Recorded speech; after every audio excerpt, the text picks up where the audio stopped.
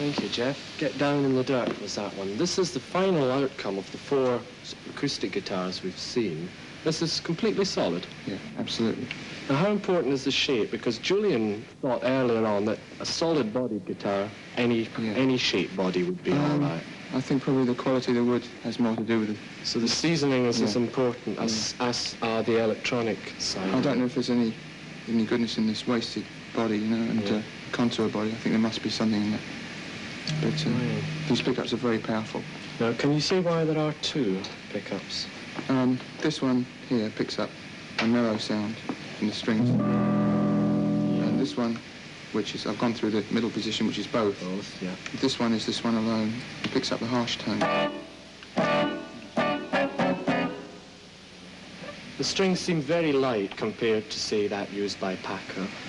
Is this to facilitate the bending? Partly the reason is I've got very weak flesh on my fingers. Yeah. And the bending that I do, it would probably slice it up like a piece of cheese. You should some bending, see? Just... It's quite a long way. Take a lot off the board, you know? Right, so that's the guitar. It's a very low action. The strings are fairly close to the It's neck. not uncomfortably low. If it was any lower, it would ping, it would go like that. Yeah. All the time. I've seen certain guitarists use this bottleneck. You I didn't use it on this. Between those 2 pieces. This is... That is stroked up and down the string. And if you're really clever, you can do all sorts of things with it and play tunes. Do you have to retune much at all? Some people do tune to an E chord or maybe an open A, but I like to keep the guitar tuned regularly. The normal. So that I can change quickly back to the chords. Yeah. Okay, on the floor we have a vast selection of switches and gear. Can you go through what you use tonight? This middle one, I think. This middle one is merely just a booster. It's a volume booster, and it enables me to play at probably double the volume I was playing at. Just by pressing the button. Can you? Sure. That is off now. That's normal. Yes, yeah. And when I press it, quite considerably loud. So they say rhythm, and then when the lead break's coming up, you would pass. If you hit it at the right point during your solo, you can sustain a note. Yeah. So it's just switched in and out according to what you feel. And you've got added tonal qualities by bass and treble. Yeah. The wah-wah is this? This is a wah-wah, yes. Yeah. Probably the most gimmicky thing, I suppose.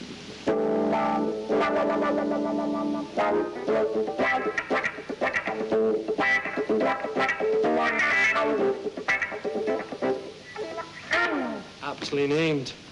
Now, all this, we wouldn't hear it unless we had an amplifier. No, that's true. Can we take a brief look at that? How important is the size and shape? I've seen you in front of vast walls of gear. That's for large concerts. Yeah. Where you've got to play to about 10,000 people. But this is big enough to record and do things like, you know, maybe small concert halls. Yeah. You can get the same range of effects and tonal quality as probably better. I mean, you know, with lots of amplifiers, you tend to spoil the delicate qualities, if there are any, in the guitar. Some guitars use feedback. Now, I know this is caused by, depending where you stand in relation to the it's just a continuous speakers. cycle of sound. It builds up, I suppose it builds up in your string somewhere and feeds into the pickup.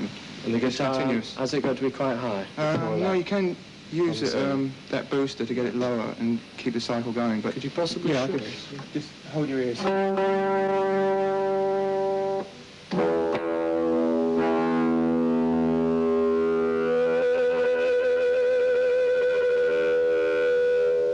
go on and on until I stop. You can control that. Yeah, you can bend the note to it.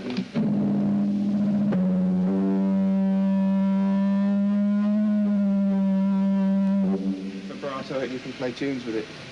So it's not only what you're doing with your hands, it's what you've set in the amplifier. Yeah. So where you're in fact standing, because if you move away, sometimes the feedback goes. Well, it's better with an acoustic electric guitar. Yeah.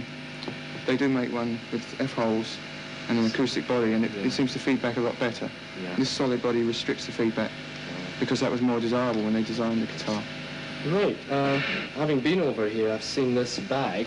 Yeah. With tube. Can you demonstrate that? Will you use it tonight? Use it in the next number? Yes. Right. What do you call it?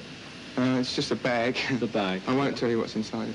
Okay, Doc. It's too simple, and it's rather my little toy. Right.